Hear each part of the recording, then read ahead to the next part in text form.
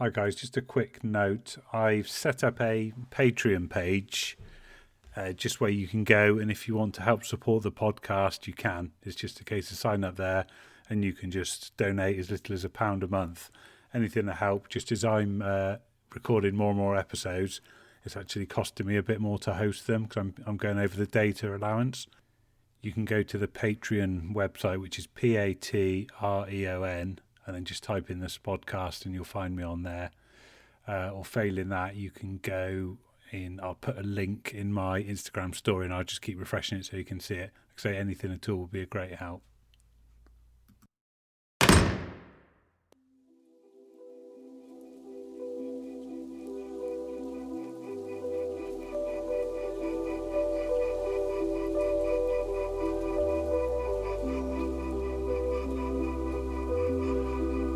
Welcome to the podcast. Today's episode is another lockdown one, and we've got Joe Turnbull. So, Joe, thank you for coming on.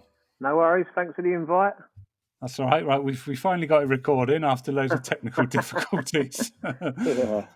The joys of doing it over the phone or over the computer. Right, so if you just give us a bit of an introduction to who you are, and for those that don't know you. Okay, so obviously my name's Joe Turnbull. I've been angling for coming up to well over 30 years now, so a long time. First sort of got in the trade through writing for Cartworld. Used to do the Bait World magazine section there, all about bait. I work for myself, so I'm a sole trader. I'm actually into glass and glazing. And still have to go to work, unfortunately. But I've got a couple of sponsors who look after me. So I've been Korda Tackle and with Mainline Baits. Because I'm obviously friends with a lot of the guys in the trade. So Tracker look after me a little bit as well. So sort of like my other side of what I do during the week is angling, sort of a bit of an angling job, if you like. Right. Okay. And where are you? Well, obviously not at the moment. But where are you angling when we weren't locked down? I should say, to word that correctly. Yeah, I mean, I was toying with a few different tickets this year. I've not really got loads of money to be thrown at tickets because they're so expensive these days, and because I have to work anyway, it's pointless me buying 3 or 4 tickets because it's just a waste of money.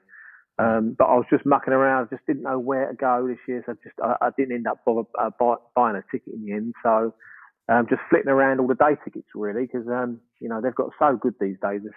There's so many nice fish in some of the day tickets, up to £40, and that's enough for me. So nowhere in particular really, Yeah. Okay. And where are you based, Joe? I'm based in Essex, not a million miles from Stansted Airport. Right. So we're lucky with a few waters around where I am. Yeah, I was going to say you've got a few good ones there, haven't you? Yeah. How are you finding this lockdown period?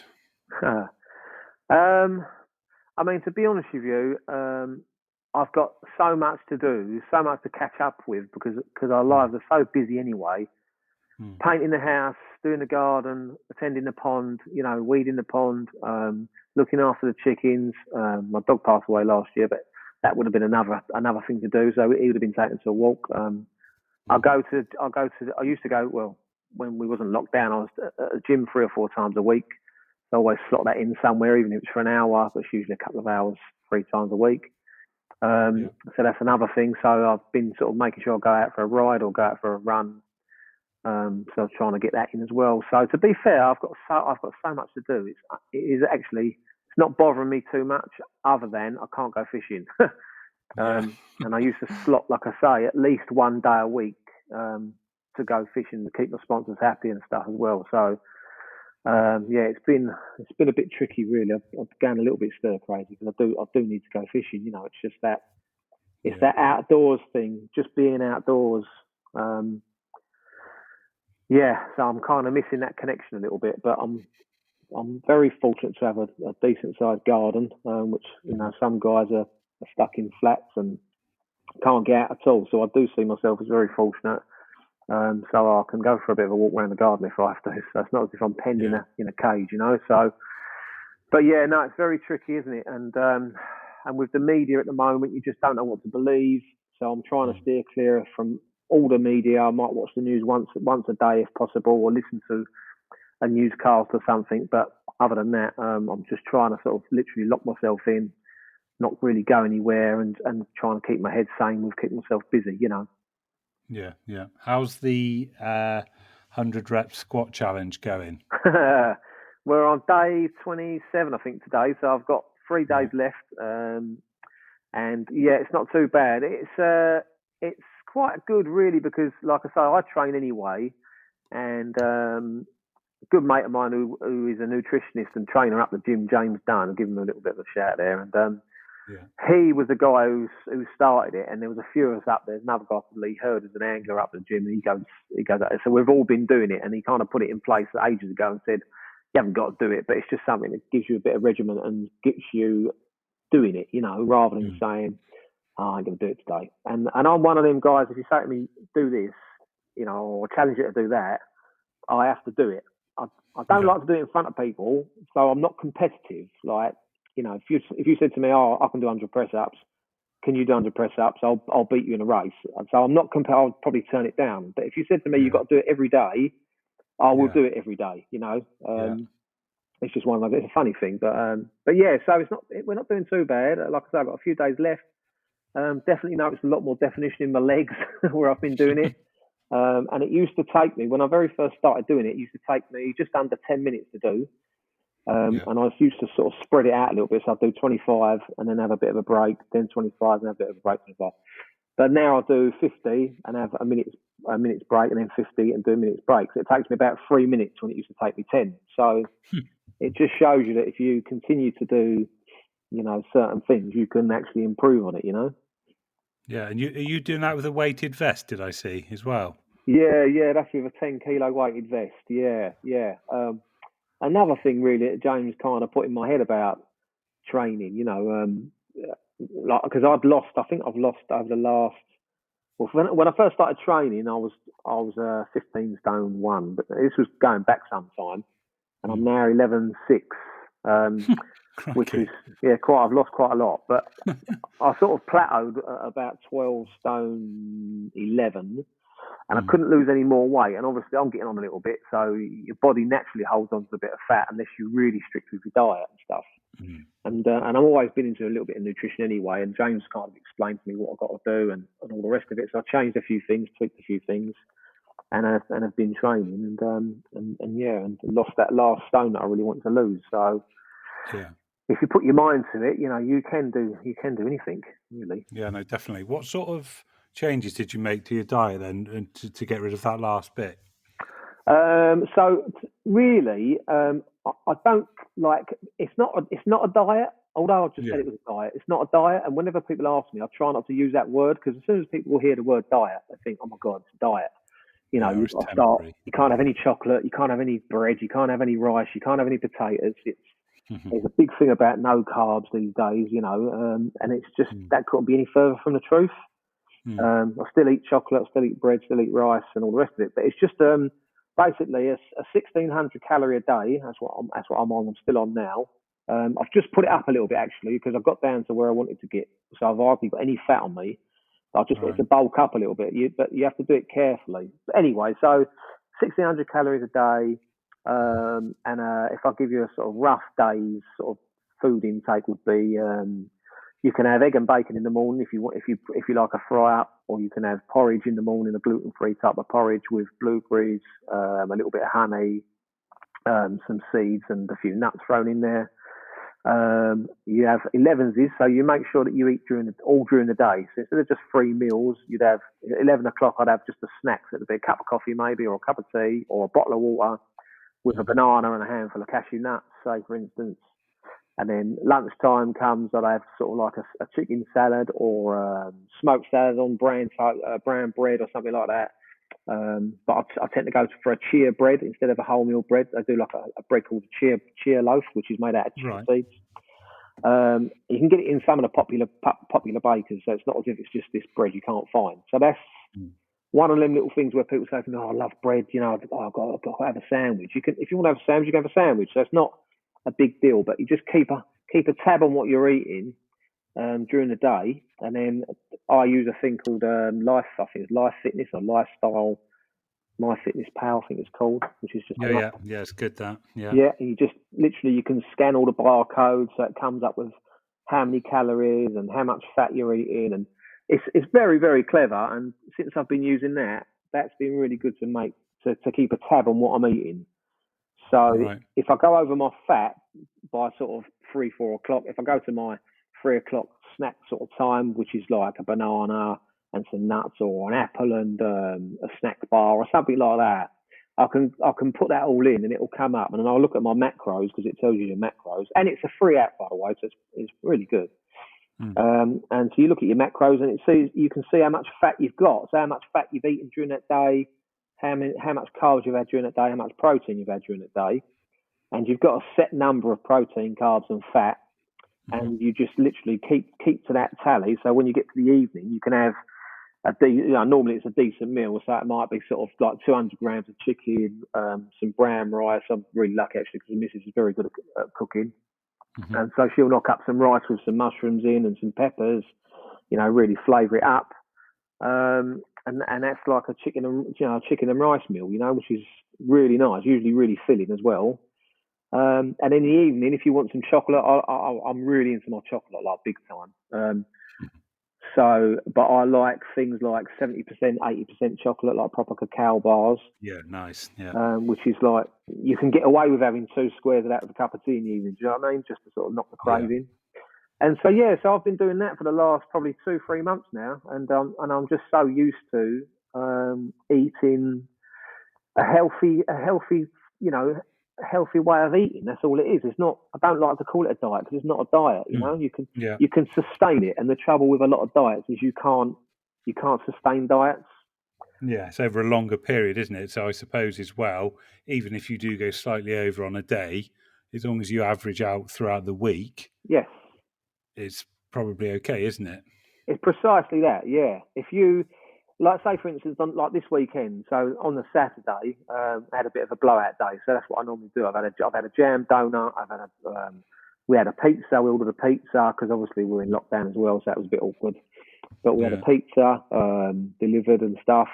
And so the carbs and the fat content was way out of control. But then come the Sunday, you just pull it all back. So Sunday, Monday, Tuesday, you've got all those 5 days to pull it all back and get yourself back into regiment again, if you like.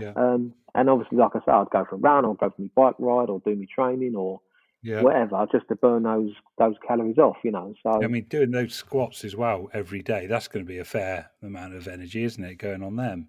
Yeah. I think you're probably burning about 90 calories or something like that, which isn't loads, but it's 100 calories is what you got. A bar of chocolate, I guess, 100 calories, or Snickers or something like that could be. So it's good. It's good. Yeah, it's really good. And so, obviously, when you go fishing, are you obviously mindful of what you're packing to cook, or is that all meal prepped before you go? Or Again, like you say, I'm very mindful with what I take with me these days. It used to be a packet of hobnobs. It used to be a loaf of bread with a pack of butter, so I could have just eat toast. A packet of biscuits. I'd easily eat a packet of biscuits with a cup of tea, but that just doesn't happen anymore. I just take things that are healthy snack-wise. So, like, I'll take bananas, apples, fruit, and nuts and raisins, stuff like that. Mixed nuts and raisins. Healthy snack bars, protein shakes. I mean, I take a big tub of protein shake with me most of the time. Just leave it in the back of the van. Right. So worst come to worst, if I run out of food, I can just have a protein shake. That gets me through, the evening or whatever. And then I'll stop at Tesco's, or I'll prepare, because if I'm going to go for the night, if I'm going to do the night, I do normally prepare a little bit. So I might have bought something the day before, but it'll be, like I say, these healthy kind of way of eating these days is reflected in the supermarket. So you can go and get, for instance, Aldi do now I'm telling people there'll probably be none left when I go to get them, but Aldi do a range of like fajita mixes. So it'll be like just raw chicken, which you can cook in your ridge monkey. It'll be a mix of peppers. So that'll be a pepper mix, and it comes with a small sauce. And the whole meal is only, I think it's 520 calories. which is Right. 500 calories for a main meal is fine, and it's really filling and really healthy. So it's that sort of thing. So I'll take that for the evening, and then I know I'm sorted. Yeah. Yeah. Yeah. No, nice. That sounds really good. And Mm. you feel so much better as well, don't you, when your nutrition's on point You do, and you feel yeah. It's surprising how much better it makes you feel in mind and in body. mm, mm.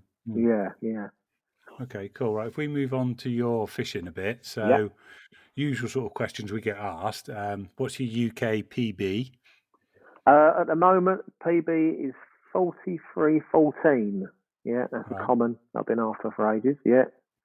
And where was that? Local to you, or was it non-publicity? Or Yeah, non-publicity, local to me. Yeah, small hmm estate lake, and they're very, very tricky to catch.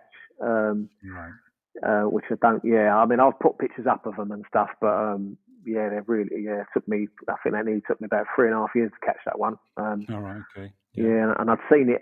It's not that it doesn't get caught. They do get caught, but it's a day ticket as well, so you can only fish it from 6 in the morning till 10. You can't do no night, Okay. Right. which makes it really tricky. And they've seen everything in there. There's no weed in there. It's just a silty kind of venue. So there's nowhere for them to hide, but they're very good at hiding, if that makes sense. Yeah. Sometimes they And just what is the disappear. stock there? Um, Probably 80 fish, maybe, if you're lucky. Right. Yeah, but there's not many. There's not many big ones left in there. Quite a few have died off now over the years. So, Mm. but I was fortunate enough to catch one of the other 40s that was in there as well. So, Okay. I had two of the big ones that were out there. Yeah, yeah. And what sort of methods did you use for those? Or It's all boilie fishing, really. Yeah, mainly yeah. boilie fishing. There's some massive roach in there, Right. and you can't really particle or pellet feed really in there because the roach just literally obliterate you. Hook baits have to be relatively hard as well because they just whittle down anything from 18s, 20 mils, 18s, and a 15 mil just I won't even bother in the spring because they just literally obliterate baits down there. So yeah, yeah, yeah. So it's all boilie fishing. Yeah. All right. And did you get a chance to pre-bait somewhere like that if it's days only? Uh, not really. The only thing I used to do was I'd perhaps put a little bit of bait in when I left, you know. Yeah. Um, but but I mean I tend to when I fish anyway I tend to put a little bait in whenever I leave, and that really for me is enough because the thing is I mean I use the cell and there's loads of Mhm. people on the cell anyway, so other people are baiting up for me anyway. Really, at those sort of places. Yeah. Sure. So obviously, what did you say you haven't joined anywhere yet in terms of the future or this year? No, no, I haven't joined anywhere yet, mate. No, like I say, ticket wise, there was a few options, and I think we're actually quite spoilt for choice these days. Mm. And obviously, I've got to sort of tie in where I live and whereabouts they are. I don't mind travelling, but yeah, I've just been trying to work out where I can join. And in the end, I think I just got a club ticket, a local club ticket to me, which has got sort of they've got about 10 different venues on there, or 11 Right. different venues on there, ranging from like really easy to quite tricky waters, and I've got in excess of £50 fish in some of those waters. Wow. So yeah, I've joined. Yeah, so I've joined a club that's local to me. So yeah. Nice. Okay. So obviously you mentioned that you're sponsored by a few companies. What does that involve in terms of your duties? Well, the thing is, I think a lot of the guys, a lot of the new guys that are looking to be sponsored or want to get into the trade or into the game, seem to think that you go out, catch fish, and then they just throw gear at you. But it just couldn't be further from the truth. I mean, like when I say it's a second job for me, it's a second job for me. If Mm. I'm not working my own work, I'm constantly on media, so I'm constantly taking photos. I'm constantly posting stuff up that I've taken photos of when I've been fishing. I'm totally devoted to who support me, because I certainly believe in scratching backs, and I think that if someone is going to go out of their way to support you through their fishing, and I know they're earning money out of it at the same time, I think that it's all about scratching backs. And I think if you, like I say, if someone's looking after you, then you should look after them. So for me, like I say, it entails, taking photos, small blog pieces, writing, sending stuff to online magazines, because unfortunately the magazines are going there, aren't they? So having to find other ways of promoting that brand, and I think in the past, people companies have had their fingers burnt a little bit, where they've given stuff to people, and anglers have not wanted to sort of shout about it, because it's not very carpy to shout about where you're fishing and what hooks you're using, and you're using this particular brand stuff and blah blah blah. But it's not really about that. If that's what you want to do, if you want to keep yourself not carpy rather, if you want to be a bit of an underground angler, then just don't be on the media at all. But most people are on media these days, aren't they? So yeah, very true. But yeah, so for me, it just entails literally plenty of photos, plenty of branding, a mirror reflecting sort of thing for them, and just help really. That's what it is. Yeah. Do you have to attend any of the fishing shows throughout the year? No, not the shows as in the tackle shows or nothing like that. The only things that we do the big one for Mainline, and we do the Northern show, which is we've done our first Northern show for Mainline this year. They've done shows before in the past, but years and years ago when it all started, when it was all new. But now things have changed. Things are a lot more competitive, I guess. There's a lot more bait companies out around and so obviously business is important to get business in through the door. And again, like I say, if I'm sponsored and they ask me to go and help them out, then I will. So we do a few of the shows. When you said shows, sorry, I thought you meant like they do like a tackle show, don't they? Which is like new product show, if you like, isn't it? Right. Yeah. But only certain people that actually work for the company get invited to those usually. Okay, got you. And then, so how did it all come about, Joe? How did you get into it? Or were you approached, or did you approach the companies? No, what happened was I'd always bought Carp World as my main magazine. That's the longest one running, and so I'd always bought it. And then one year, my other half bought me a subscription for it, and so I started getting it regular, like more regular than I'd purchase it, say.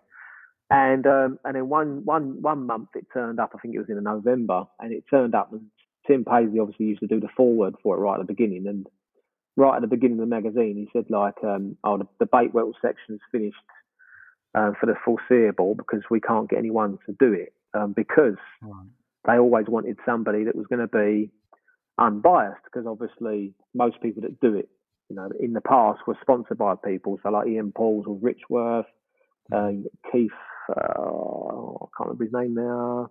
He used to work for Nash anyway. He was a Nash guy. Sorry, Keith, I can't remember your last name. Lovely guy.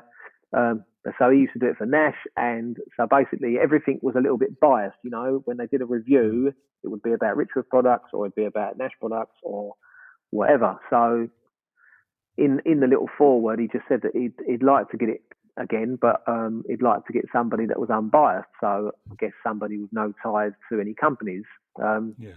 If there's anybody out there that can write a little bit, take a few photos, maybe you could send some samples in. So I just grabbed it by two hands, and I just said to the missus, I've got to have a go at this, because I can write a little bit and I can definitely take a photo or two. So, and I'd always, since I first started angling, I always mucked around with baits in the kitchen, and I always put the amount of PVR I've been through, just literally tying bags up, dropping them into tanks and testing to see how they break down around a hook bait, around a hook link, just to see, the picture unfold in front of my eyes rather than casting it out and hoping that it's gonna break down there. It should or whatever.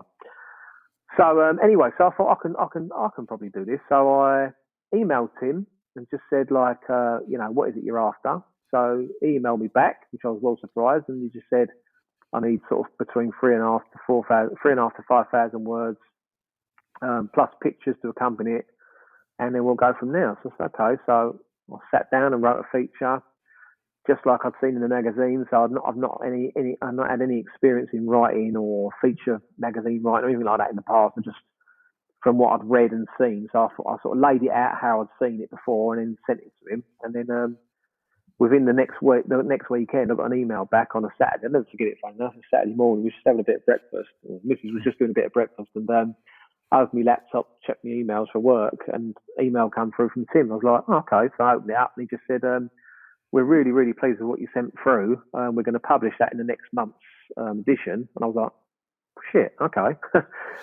Stuff just got real. And he said, and if you can carry it on, he said, we'd like to do it bi-monthly. He said, but if you can do it every month, then we'd have it every month. He said, like, would you like a job, basically? So I was like, fucking hell. Yeah, definitely, without a doubt I would, So sort of gone running into the kitchen, Mrs.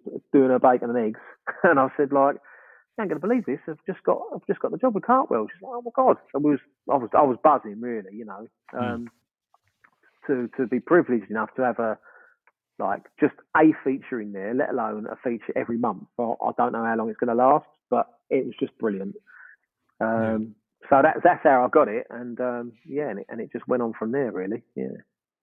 Brilliant. It's nice. It's such a shame to see the mag sort of disappearing, isn't it, as well? Yeah, it is a real shame, mate, but it's just a sign of the times, isn't it? It's just the way things are going, really, Yeah, real shame. You have to move with it, embrace it or get left behind, I suppose, isn't it? That's right, yeah. I mentioned to you sort of earlier off mic that we're doing going to do a rotary sort of style letter almost, but obviously in podcast form. So I've got a question from Bev and Tom from the previous episode to ask you, and that's if you could take one person fishing that isn't an angler, who would you take and where would you take them? Now this is like normally most people would say, "Oh, I'll take Rod Hutchison," or "I'll take I don't know, a famous footballer or whatever." But I'd actually take my dad. Right. Now my dad doesn't fish. Never fished. Never understood it. Never been. And when I was younger, I used to fish like I wanted to do it as a job, as a full-time job. And he's you ain't ever going to earn your money fishing, boy. You need to go and get yourself a job. Da da da da. And I said, look, I know there's a way to do it. And he wouldn't listen to me. So it was kind of like, and we kind of grew, like, as I grew up, he didn't really like the fact that I fished. But then when I got into the magazine and stuff, and I started writing for the mag, and I got into the trade and this, that, and the other, and he started to see it how it finally sort of flourished, if you like.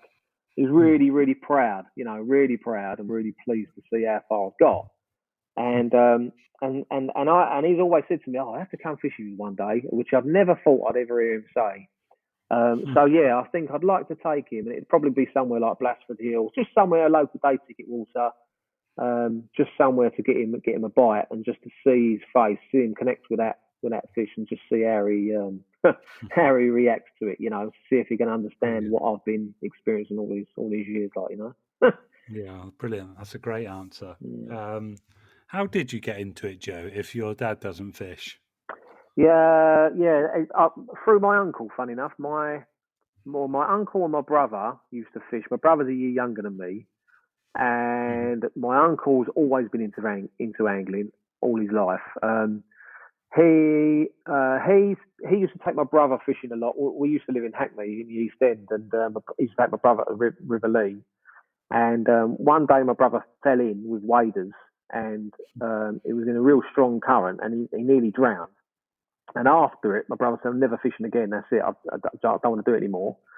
So I kind of nicked his gear, and the uncle said, "Do you want to go?" And I said, "Yeah," basically. let's go. And we started to go to a few different places, this, that, and the other, and it just bloomed from there, really. So yeah, none of my family were into it other than my uncle, like I say, and he was the guy that got me into it. Yeah, Big Dave, we call him. Yeah. Yeah. Brilliant. As well, in a minute, if you've got the question now, have you thought of a question that we can ask the next guest? Yep. Go on. If you come with that, I'll make a note of it. Okay. All it is if you could change one thing in the angling world, what would it be? Okay. If you could change. And from your point of view, Yeah. is that come from somewhere? Is there something that irks you or that annoys you? No, not really. But I'm always seeing it on social media. Oh, fishing's changed, carp fishing's changed, angling's changed, and I kind of know what they're talking about, but I don't really, because for me, I'll get my rods, I'll go fishing, I'll catch some fish, I'll put a picture up, I'll show the picture to my missus to come home, and I'll go fishing again. Do you know what I mean? Yeah. Like, so I do understand. I don't really understand what they're saying. I kind of do, but I don't really get it. So it hasn't changed for me. I still get that same buzz. I'm still there when that rod goes. Still get exactly the same buzz I did when I very first started fishing. You know, adrenaline through the roof, my heart's pounding. Nothing ever changes for me, and I don't ever think of not going fishing. Like ever, it just wouldn't even enter my mind. It just doesn't. So I just don't get that when people say, "Oh, it's all changed," and I'm going to give it up. And you do see it on me. I've just sold all my gear because I'm just sick of it. And you think, sick of what? I don't get it, you know? Yeah. So that's kind of aimed towards that, I guess, a little bit. Yeah, I think it's the certain type of person, isn't it? Like the old glass half full type scenario. It's people tend to just see some people just tend to only see negatives. Yeah, and it's, I don't know, I mean, it's like this situation. I think there's going to be that sort of person is probably just going to be sat at home watching hours and hours of Netflix and then complaining, you know, when they go back, they've got no money or something like that, when there's, you know, there's opportunity out there. Yeah. You've got to take it. You got to put the work in, like you say as well. Times change. There are different ways of doing it. There are ways of making money online. It's just, I think you have to move with it, don't you? Yeah, precisely that, mate. I mean, if there's one thing I've really realised in the last, I think it's since I turned 50, because I turned 50 last year, in the last year. Right. And there's one thing I've really realised, I really thought about it quite a lot, is that your life goes so quick. It goes so quick. Before you know it, you're 50. And I keep saying to myself, where's that gone? I don't feel it. And I often get people saying, God, you don't look it. But the thing is, I just think to myself, where has that time gone? You know, and I've got a few regrets, really, of things that I wished I'd done, you know, when I was younger, because I would have been in my prime. I would have been more able to do them then. And I just look at some kids and some younger guys and that, and I just think, why are you just bumming around? Like, not everyone's like it, don't get me wrong, but you just, like you say, you see some comments on social media and stuff. Like, there was a guy this morning, I flicked through, and there was a clip of a guy on one of the social media things where he's taking some drugs, and he's taking like ecstasy, then he takes some other gear, then he drops some other stuff, and he just knocks all his gear back. And the comments underneath it were like, "Oh, he's one up on you. Oh my God, Aaron, look, he can beat you." You just think, why are you even entertaining that? I don't get it, you know? Because before you know it, you're either going to be a complete bum with nothing behind you, or your life's going to be gone, and it's going to be too late to do anything, you know? Yeah. So you need to grab it with both hands and really try and make the most of your life, because we're not here long enough. I think, there comes a point, doesn't there? Like when you get a bit older, and I think if it's like what you've just said there, if you could tell your younger self, you know, this going to suddenly go a lot quicker, but you know, your younger self just isn't interested, are they? You think you're going to live forever, and everything else. Precisely that, exactly that. There's just so much more to life, you know, than just one thing. It's but on the other side of it, I can see how people do get in a little bit of a bubble, you know, and they get stuck and they don't know how to get out of it. I can understand it, but I think it just needs, you know, there's a lot more positivity online if you look for it. There's loads of people out there giving you positive speeches and telling you how to change your life and this and the other. And if you can if you can go down that route and go down that road and follow people like that, you're always going to be better off than following a bum that thinks it's clever to take a load of drugs online. Do you know what I mean? Absolutely, yeah. And there's so much stuff out there as well. And it's like anything as well. Rather than spending your time watching series on Netflix, you could be learning things on YouTube. I mean, I love my photography, and I'm always watching different clips on YouTube on how to do stuff. And I've managed to sort of get little bits of paid work just from doing product photography and like real basic video stuff. Right. Just from teaching myself. Yeah. Same as this thing, the podcast. I didn't do a course or anything. I just went onto YouTube, watched how to do it, got the kit, and off you go. Yeah. Yeah, it's there for the taking, isn't it? I'd say. Yeah, it is, mate. Definitely. Yeah. I mean, the only little downside about it these days is, this is where my regret comes in, is that lots more people are doing the same thing. We've got more people on the planet. More people understand what it takes to become successful in things. More people understand, what to do to be successful, i.e. podcasts, i.e. musicians, i.e. singing, i.e. media. Everyone wants to be famous these days. Easy money. No one really wants to go to work as such, And that is the only downside, is that there are a lot more people doing it. But if you can start when you're younger, which is what I'm trying to say, if you can get into something when you're young and really love it and take it in both hands and really, really idolize it, by the time you're 15, 16, you're going to be bloody brilliant at it, like so good at it, But yeah, that's probably the only downside to it, really. But there's loads out there to do. Yeah, definitely. It's that, like the old compound interest thing, isn't it? It's that sort of effect. Yes. The sooner you start, the more, just the more effective, the better you'll be at it. Definitely. Yeah. Have you got any other hobbies sort of outside of fishing and fitness? Well, I sing. I've been singing probably professionally, probably for the last 6 years, something like that. I'm still having lessons, so I do sing. Recently bought a piano. Again, this is what I'm saying. It's not a midlife crisis. It's just that suddenly I've realised, bloody hell, there's loads of things that I could learn that I really want to learn. So I got given a piano from a really good mate of mine, Steve Sands, who owns Churchwood Fisheries. I went to see him one day and there was just an old piano sitting outside the house. I was like, bloody hell, what's that doing there? And he said, I'm trying to get rid of it. I'm like, well, I'll have it. I said, how much do you want for it? He said, no, you can have it. He said, I'm just trying to get rid of it. He said, no, no one wants them these days. So I said, okay, well, I'll take it off your hands, which I did. And that's, so now I've got a piano sitting in my fishing room.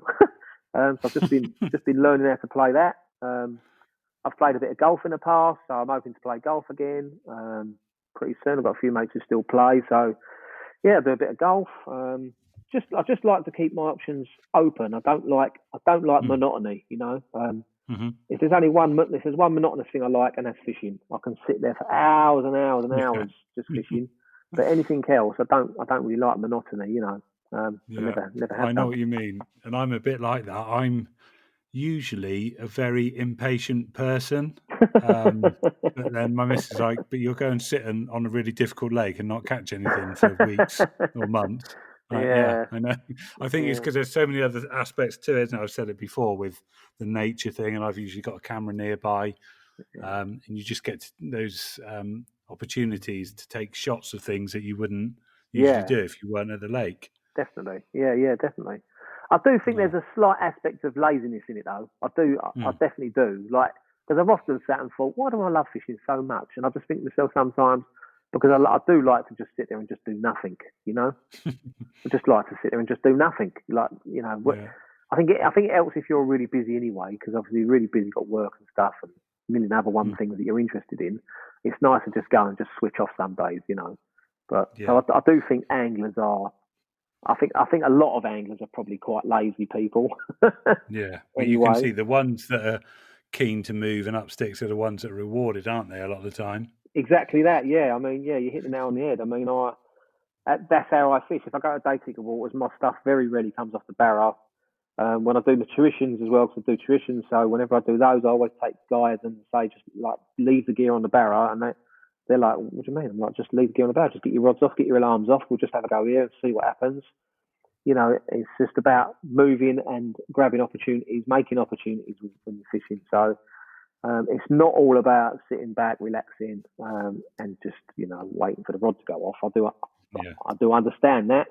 I've taken some guys, so I've seen both sides of it, where they've got busy families, they've got kids, and they just go fishing just to shut off and just to sit down and do nothing. So I get that point. But sometimes if you're not catching and you're not getting any liners or any bleeps, you need to up sticks and move, don't you? So yeah, definitely. You know, and if you can put things in your way to make you want to up sticks and move, i.e., keep the stuff on the barra, then you're more likely to move rather than thinking, I've got to put everything back on the barra before I bloody move, you know. So it's about keeping the opportunities open. You mentioned the tuitions briefly there. How are they going? How did they come about? And if people are interested, where can they get hold of you to book one? So they come about for a friend of mine who just mentioned it before anybody else was actually doing them. Actually, he's a guy, a good friend of mine, and he's always coming at his ideas, and he'll say, "You need to do this because no one else is doing it, and it's going to take off." And I'm like, "Yeah, whatever." And I'm I never blow my own trumpet. Very rarely do I say I'm really good at this or I'm really good at that or watch me do this or watch me do that. So I never blow my own trumpet. But then I've got people saying to me, "Oh, do you do tuitions by any chance? Do you do one-on-ones or can you do any group bookings or anything like that?" And then I thought, well, I'm getting people asking me now, so it's silly not to do it, really. So I went and done my angling trust and got my badges, if you like, got my insurances and all that to cover me. So I've done it properly, and then it just went from there, really. I just set up a website. You can get me on Joe's carp tutorials. But if you just Google Joe Turnbull, I'll come up in that. Joe, just put Joe Turnbull carp fishing, and my tutorials come up in there somewhere. So normally at the top of the page somewhere. So you can get me on that. There's a contact page on there. Just contact me there through that. Or just get me through Instagram, Facebook. There's if you can't get hold of me, it's just an excuse to not want to get hold of me, basically. Because there is a way to get hold of me these days. Yeah, even the missus knows that trick. So so if you want to get hold of me, you can for that. But And how long have you been doing them now, Joe? I think it's been about 5 years, I think, something like that. Okay. It goes really quick, But I must say it's been relatively quiet. The last year or so, it's been pretty quiet. I've had the odd one a month or something like that. It's not been particularly busy. I don't know why. I think the novelty has worn off a little bit. I think people are, there's so much information online to learn. And the trouble is, I always argue that you can't beat hands-on experience. So it doesn't matter how much you watch online, you can't beat going to see someone do it or being with someone that's doing it. Whether that be painting, building, fishing, photography, it doesn't matter. If you're with someone who's really good at something and they're good at teaching people how to do it, you can't beat hands-on advice, So that's probably a lot of the decline of it. And also with me, I don't get pushed by any of my sponsors. My sponsors don't. They've like. It sounds like I'm being a bit funny, but I'm not. But every company has their I don't know how to put it really. They're not golden child, but they have their kind of people that they use. Poster boy, I suppose. Yeah, poster boys, if you like. Yeah, they have their kind of guys that are up there. And so they all shout about that a lot, but with me, I'm kind of like more in the background. I'm a sponsored angler, but I'm more in the background of things. So I do my little bit.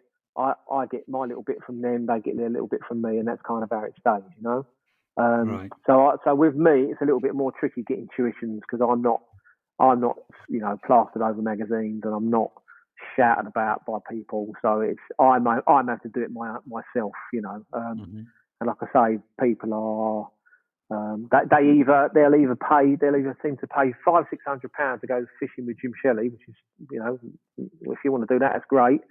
But when it comes to paying £150, £250 to go with me, it seems to be slightly different. And I don't know whether that's like the name that does it and being in the spotlight that does it, or what, but as far as I'm concerned, I'm as good as angler as any, that's my bottom line. Do you know what I mean? So, all right. So what would a typical tuition look like? Do you ask the person what they want to learn, or do you how does it go? Yeah, so I normally take them to a venue that's not particularly tricky, but it's not particularly easy. So Blasford Hill, again, I don't get any free fishing or nothing, so this is just all on my own back. But Blasford Hill is one of those places where if you get it right, you can do really well. You can have some nice fish, decent fish up to 30, up and over £30. So you can have a good day. But if you don't get it right, you can blank. So I like to take people to places like that where they're going to learn something, where they're going to learn why they're blanking, or they're going to learn why they're catching. I don't want to take them to somewhere that's overstocked. There's loads of places that are just a basic runs water. We can flick out any bait, doesn't matter what it's, what flavour, what colour, pop up bottom bait, they'll just take it. There's loads of places I can take them. Or I can do the opposite and take them to somewhere just like that where they're catching £30, £40 fish. That, to me, is not the idea of catching a fish or learning much about catching a fish, So Blasford is like one of those places, like I say, it's like just middle of the road where they're definitely going to learn something by tweaking things and moving around and all the rest of it. So I normally do a lot of my tuitions there. But I'm open to suggestions, and if people want to go to any particular venues, they can. Being in the trade, I've normally got a little bit of access to most venues. I can always ring them and ask them, and just be nice and conservative about it, and ask them if I can do a tuition there. Most people are pretty willing to let me use the venues for that, as long as I give them a bit of publicity, which is all good. So that works both ways. So I can always meet people in the middle if they don't live anywhere near me. And it is basically, I do ask them normally before we even go fishing. I'll email them a few questions as to sort of like, what sort of standard of angler do you think you are at a minute? What do you want to learn? Is it watercraft? Is it rigs? What is it bait? What is confusing you? What have you picked up? What have you learned so far? I normally fire a load of questions at them and just ask them to email me back and tell me what they're about, so that I've got a bit of an underlying information as to who they are, age, experience, what they want to learn, and then I can kind of think of a suitable package for them, when they arrive. So that's kind of how it normally works out. Yeah. Okay, sounds good. Obviously, like I say, you're out there and easy to get hold of now. So, never know, you might get a few more bookings from this. After the lockdown. Yeah, it'd be nice. Whenever that may be. Oh, cool. Well, I've you sort of covered every point I've had on my list, but one thing I'm doing as well, I don't know if you've heard it, I want everyone to draw a picture of a carp in 60 seconds and send it to me, like on WhatsApp, with a video of it as well. And then we're just going to do like a mini competition. Don't worry, I'll be uploading Bev's attempt, which I said to Tom, I think Kaiser could have done a better job. So it's okay. The bar's not that high. Right, okay. Thank God for that. Say. All right.